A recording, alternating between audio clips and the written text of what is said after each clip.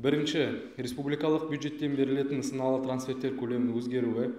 Екінші, бюджеттің кіріс бөлігін асыра орындау негіз болды. Құрметті депутаттар, ұсынылған шешім жобасын қолдауды және қабылдауды сұраймын. И определяет порядок создания, содержания и защиты зеленых насаждений на территории области.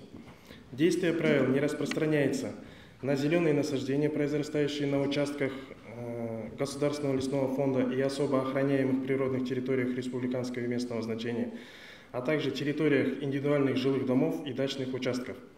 Правила озеленения регламентируют порядок создания, содержания зеленых насаждений, населенных пунктов, порядок ведения учета зеленых насаждений, меры по созданию, содержанию и защите зеленых насаждений, план работ уполномоченного органа по озеленению территории населенного пункта, порядок вырубки деревьев, порядок посадки, пересадки и компенсационной посадки деревьев.